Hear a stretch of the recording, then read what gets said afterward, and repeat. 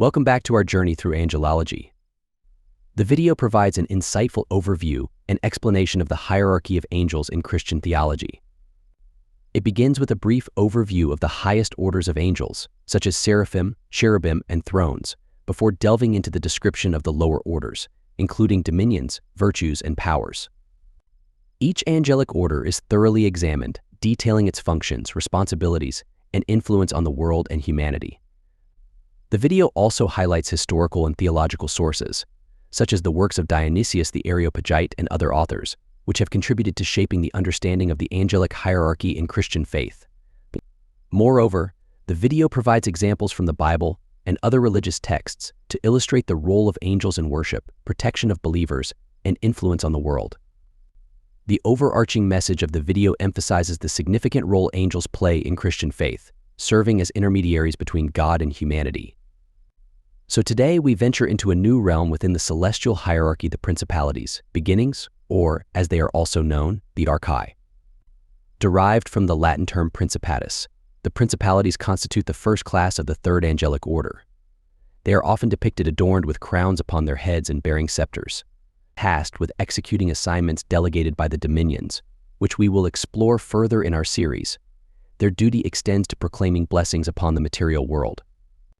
They serve as educators and guardians of earthly realms, exerting influence over the elements of nature and inspiring all living beings to manifest their talents, be it in art, science, or other pursuits.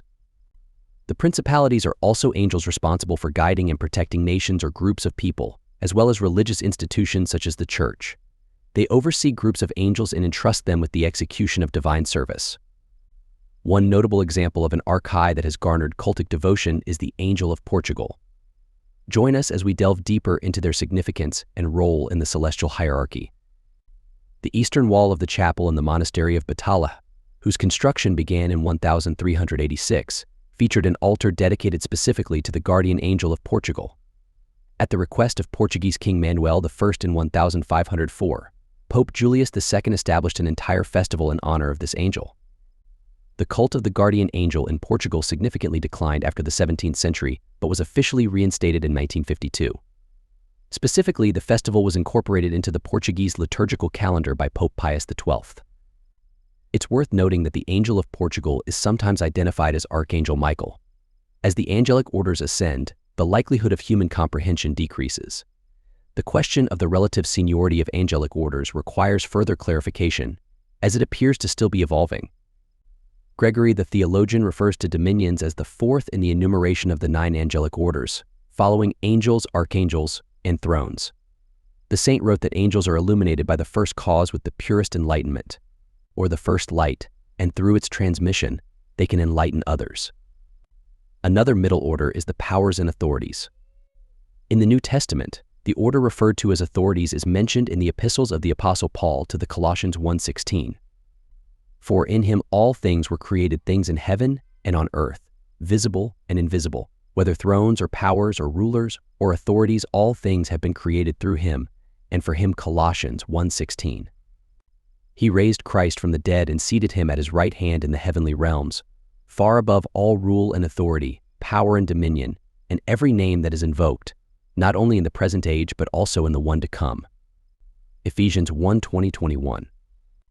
It is worth noting that the Areopagitica itself is the first work to provide the most developed form of the ninefold angelic hierarchy. However, in 2 other sections of the book, where the full composition of the triad needs to be named, the order of enumeration of elements is not consistent. In the 6th chapter of the Areopagitica, the list goes as follows: authorities, powers, and strengths. However, the 9th chapter states the following: powers, strengths, and authorities. This inconsistency required theologians to provide additional clarifications, which were later expounded upon in commentaries on the Areopagitica. According to the commentaries, the entire second triad bears the general name of the divine or God participating.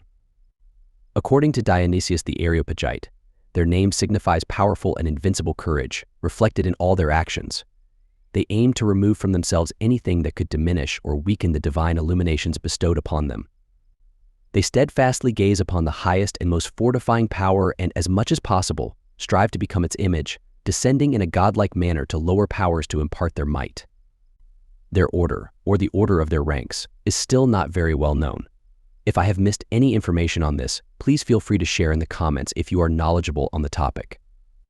These angels have the power to subdue the force of the devil. They drive away demonic temptations from people, support ascetics, and protect them, assisting individuals in their struggle against evil thoughts. In other words, these angels have authority over evil forces and can restrain them from causing harm to humans. Bearers of this rank cannot use their mighty powers independently for evil purposes. Instead, they strive to become godlike, as God is the source of all power, while concurrently improving the use of their mighty power for positive purposes. These angels also control the power wielded by humans, such as the authority of kings or presidents. Another interesting aspect is that in the contemporary understanding of hierarchical categories, both concepts, forces and authorities, correspond to the same rank.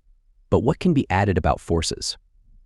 While we seem to have addressed authorities, why does the church have two different names for the same rank? According to some sources, forces are bearers of conscience and guardians of history. They are also warrior angels created to be entirely faithful to God.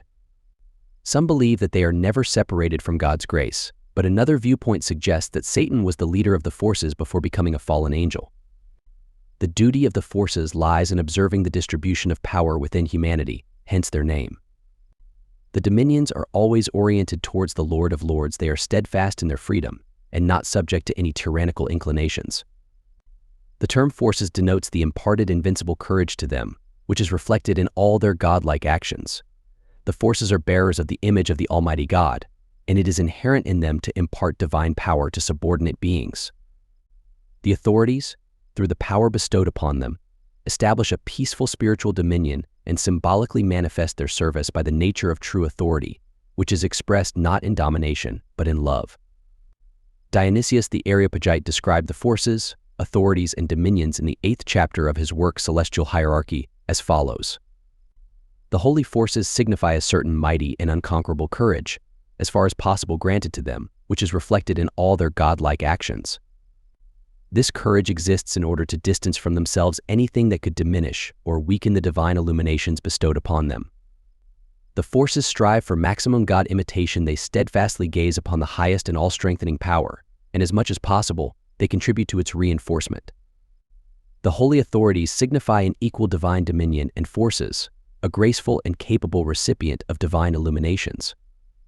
Possessing such godlike qualities, the intermediate rank of celestial orders is purified, enlightened, and perfected in the form of divine illuminations communicated to them through the orders of the first hierarchy, and from it they again flow down to lower ranks through secondary manifestation. It's quite complex, but in short, the highest ranks of angels convey divine commands to the middle ranks, such as powers and dominions, which facilitate the evolution and improvement of the entire hierarchy. The middle ranks then pass these commands further down, and angels transmit them to prophets in the form of various revelations. Why can't God directly communicate commands to humans? Perhaps because humans cannot directly comprehend God, and therefore hierarchies are needed to facilitate this communication. However, this is not definitive, it's just my speculation. Moreover, Dionysius places dominions on the same level as powers and authorities. This entire rank appears as one large triad of angels with very similar functions, making it very difficult to distinguish one from another. Their outward appearance is also not described. Another thought occurred to me: what if these are not physical beings, devoid of bodies, but rather forces in their physical understanding?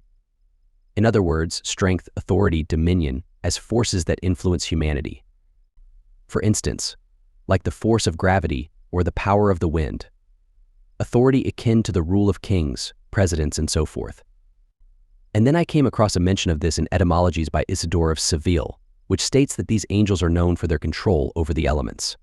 Besides being spirits of movement, they also assist in controlling natural elements like storms. Furthermore, they aid in performing miracles and encourage people to strengthen their faith in God. So Isidore solidified my understanding of these angels in this way. Dominions are angels of leadership. They oversee other angels in carrying out their duties, delivering to them the commands of God. Powers are spirits of movement. They control the elements. They govern nature. They have control over the seasons, stars, moon, even the sun is subject to their commands. They are also responsible for miracles, and they impart courage, mercy, and dignity. Authorities are warrior angels, defending the cosmos and humans from evil. They are also called potentates. They battle with evil spirits seeking to sow chaos among humans. Feel free to share your thoughts in the comments. I hope you enjoyed diving into the world of angelic hierarchies with me today.